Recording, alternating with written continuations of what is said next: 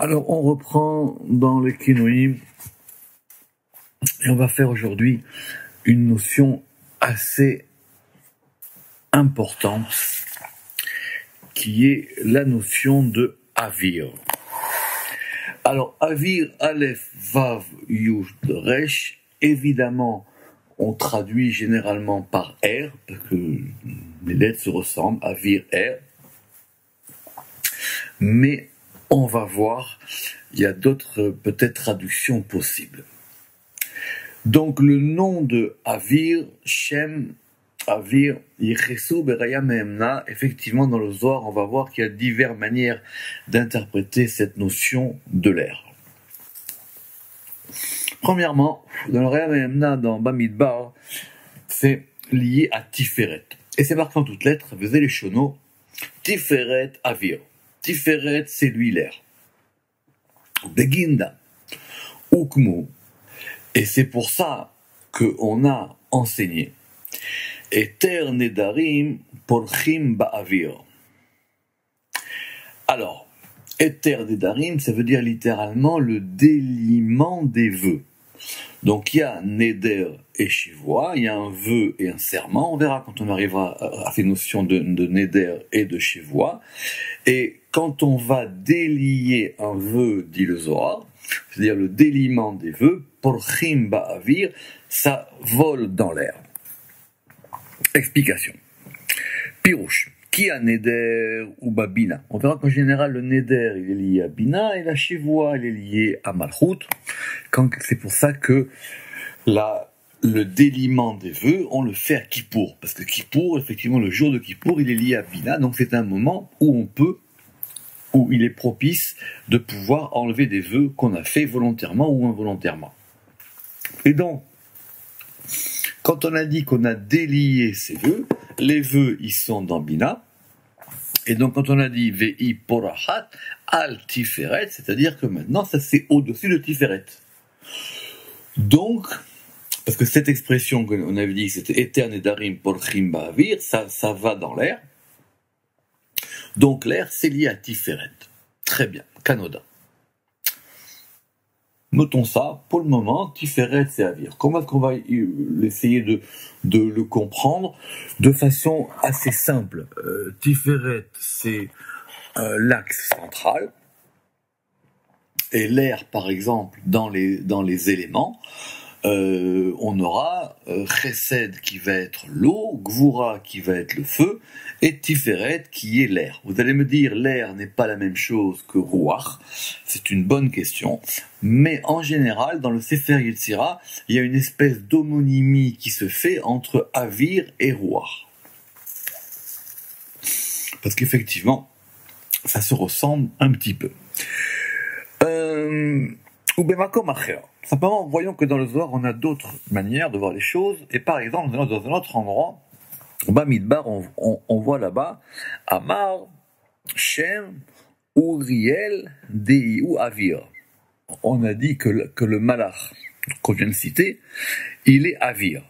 Alors, les malachim, ils sont liés évidemment en général et à des séphirotes. Et ici, on voit qu'il s'agit aussi d'un malach qui est lié à Tiferet, et là-bas, on a dit que c'était lié à Avir. D'ailleurs, même dans les lettres de cet ange, on retrouve les lettres Aleph, Vav, Yud et Resh, mais pas tout à fait dans le même ordre.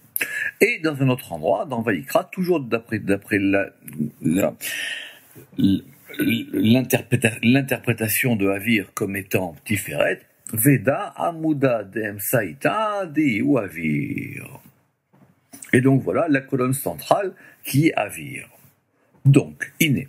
Mais quand la Mekomota elle nira yota Avir batiferet. Très bien. Donc en général, le Zohar considère que Avir c'est lié à l'axe central, c'est lié à Tiferet. Cependant, à propos du même sujet, au Binyan Ze Bemakom Acher, dans Bamidbar, le Zohar nous dit quelque chose de différent. Alors, Ert Yud, min Yud Kevavke.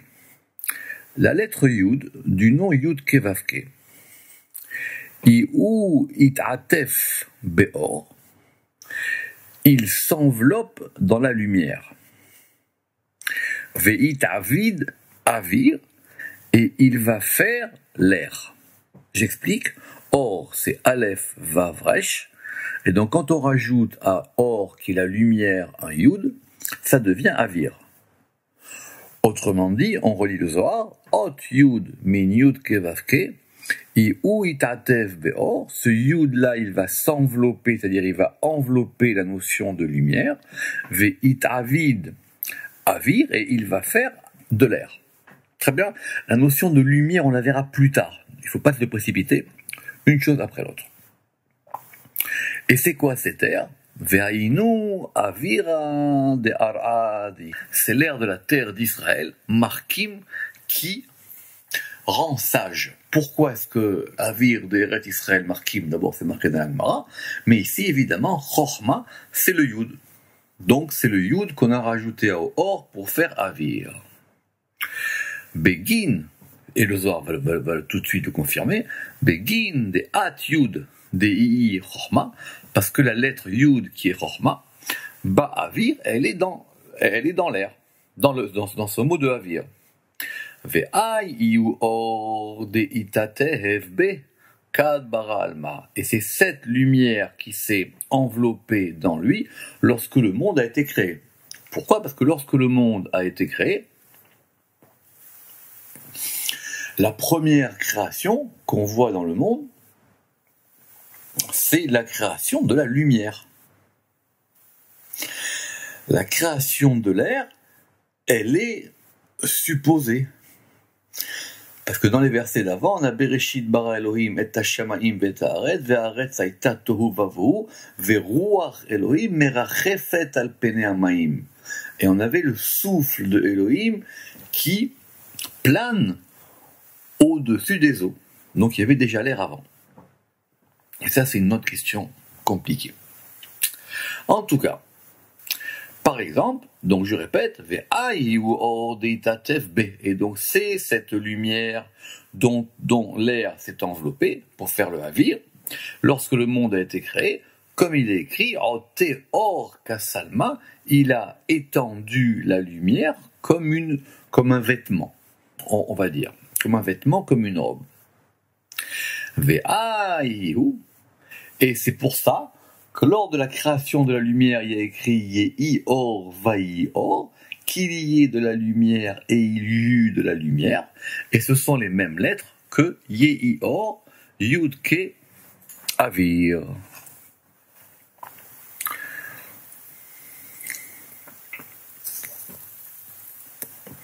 C'est-à-dire qu'on a pris les lettres de Vayi Or et on a fait Yud Ke Avir. Or, si on a Yud Ke, on a Keter et Chochma. Ve'ukmoa mare sitre Torah. Et évidemment, donc c'est compliqué. Le Zohar continue et il dit, et cela a été établi par les maîtres des secrets de la Torah, Beterem nitave kol davar. Avant que toute chose ne soit créée, nitave havayot, ont été créés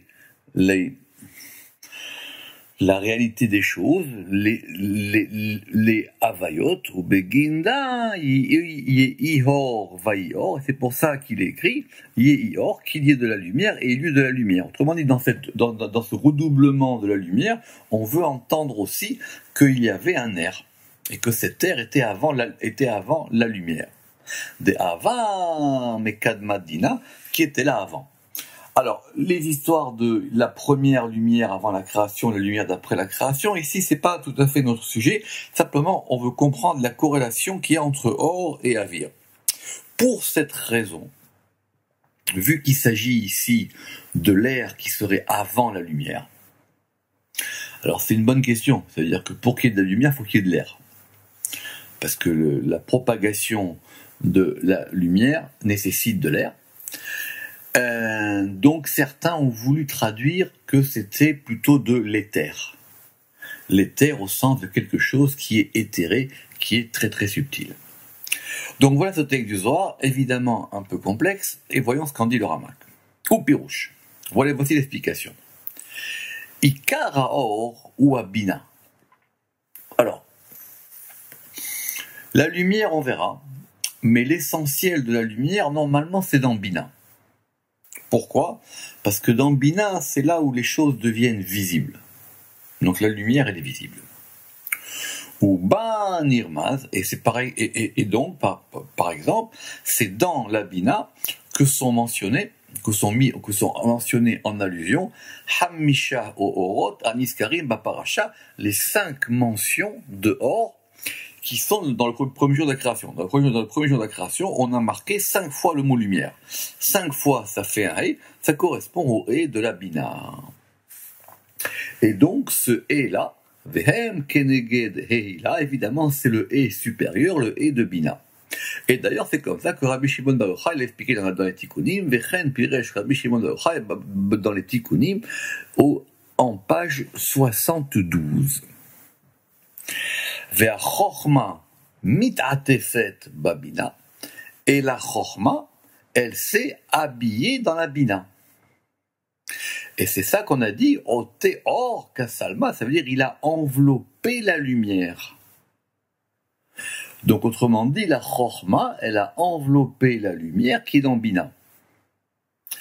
Vezeu sibat avayot, et c'est donc de cet enveloppement de la Bina par la Chochma que naissent les choses. Chez Misham nimshechot al yedei chibur shenehem, par l'union de ces 2 degrés. Très bien. On avait déjà vu ça, on reviendra à savoir sur le processus de la création. Le processus de la création, normalement, il est Chochma lié à Bina. On a vu ça à l'article Netiv, on a vu ça à d'autres éléments. Et surtout par rapport au Shem Elohim de la création. S'il y a des questions, vous les notez, on y reviendra, mais ça a déjà été vu, cela a déjà été vu. Donc je reprends. Vezeu sibata vayot misham nimshachot alidei chibur shenehem. Donc c'est l'union de Chochma et Bina, et c'est pour ça qu'on a dit Veze noté shamaim, il a étendu les cieux. Simplement, omnam. On a vu ça plusieurs fois, que la Chochma et la Bina ne peuvent s'unir que par un 3e élément, qui est Da'at. Et c'est Da'at l'élément unificateur. Chez Da'at à Meyardam. Comme on l'a expliqué dans la porte Est-ce que Ensof, c'est le Keter, et dans Shar Maoud Ve'anaga, à propos de la question de Da'at, si je me rappelle bien, c'est au chapitre 8. Vekivan she'ada'at hu chibur shenehem, et puisque le da'at, la connaissance, c'est l'union, la jonction des 2, le lien des 2, la reine nikra al-shmam, et c'est pour ça que c'est écrit à leur nom, c'est-à-dire de ces 2 degrés qui sont liés ensemble, Avir. Autrement dit, c'est quoi Avir?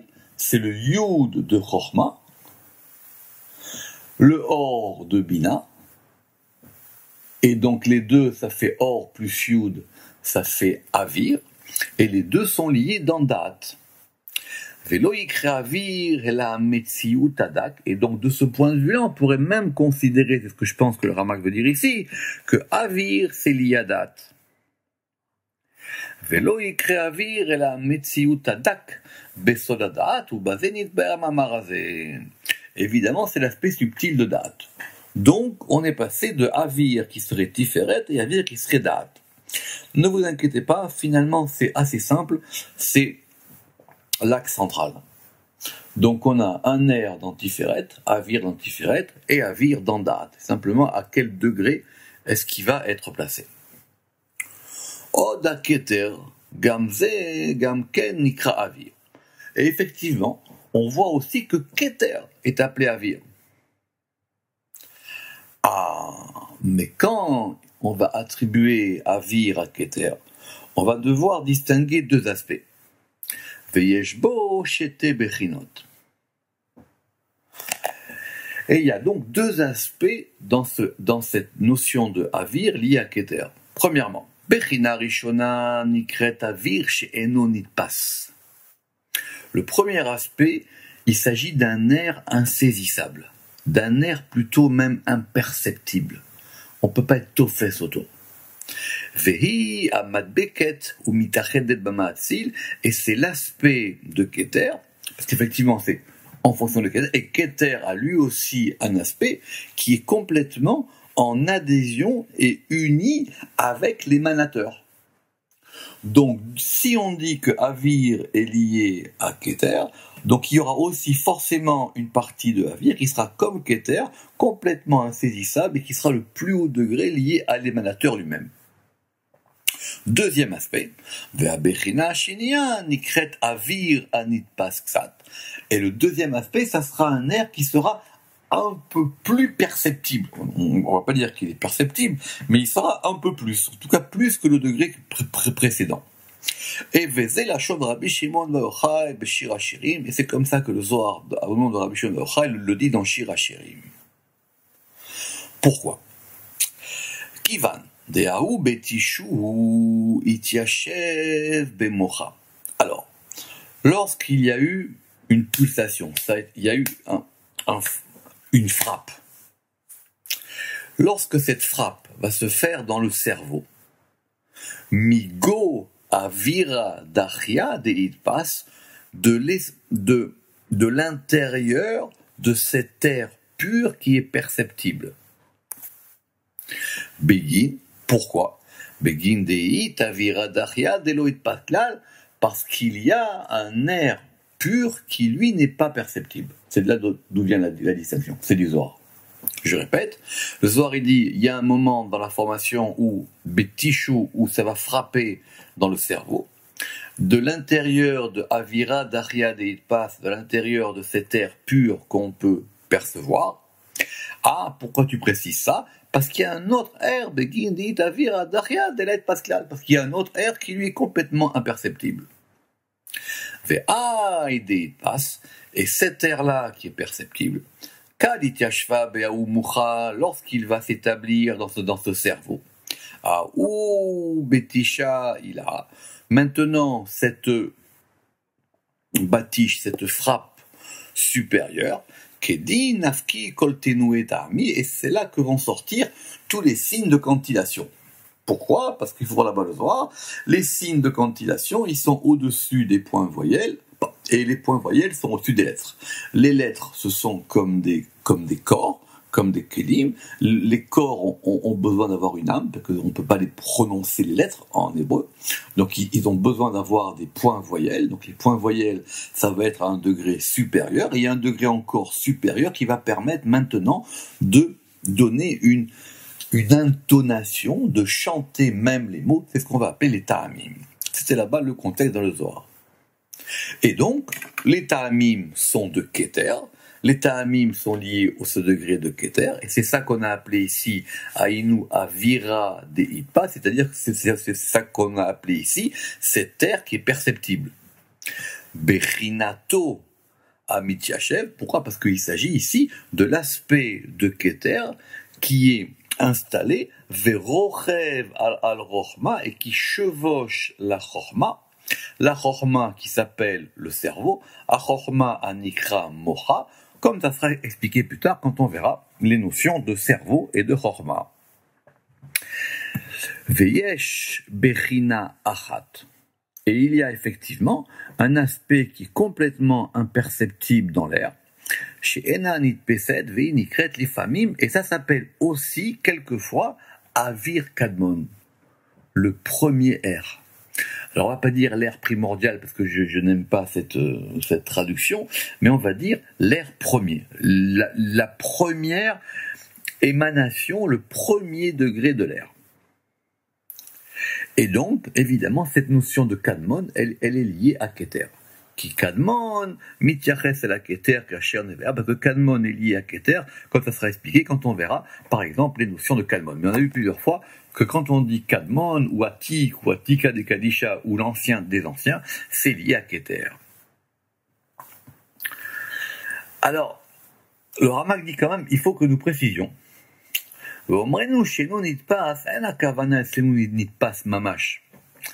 Alors, quand on dit qu'il y a un air qu'on peut percevoir et un air qu'on ne peut pas percevoir, ça ne veut pas dire qu'on peut vraiment le percevoir. Pourquoi? Parce que qui a filou à Chorma, parce que même le degré de Chorma, lui aussi, il est imperceptible. Donc il s'agissait par rapport à quoi? Omnam Pirusho. Simplement, ça veut dire quoi? Ça veut dire que les séphirotes elles-mêmes ne peuvent le percevoir. Omnam Pirusho, non pas ça la séphirote. Dire même les séphirotes qui sont en dessous ne peuvent pas percevoir ce degré qui est supérieur. Évidemment, ça s'applique à Keter en général. Chorma, Chorma qui ou dak mitached, parce qu'effectivement, ce degré,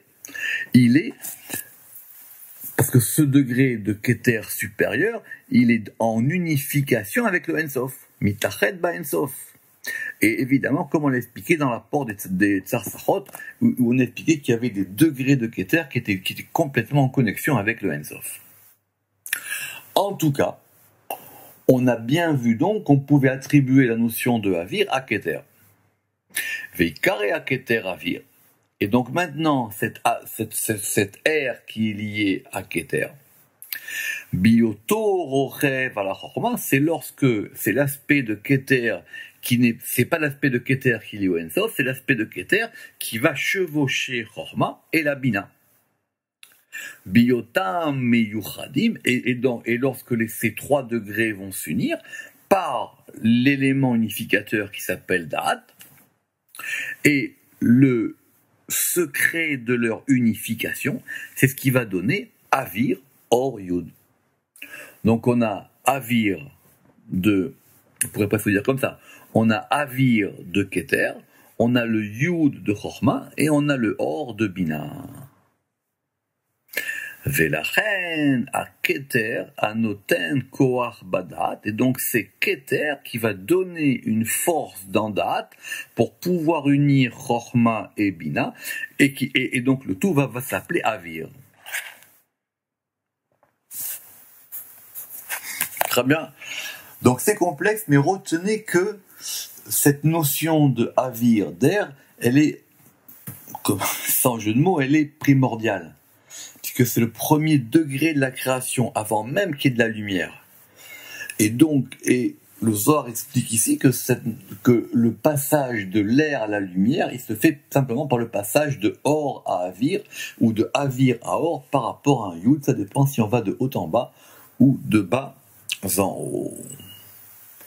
Vechen, et donc de même, vu qu'on a cette notion de Avir, on a aussi une expression, Vechen lifamim yikare migdal aporeach ba'avir.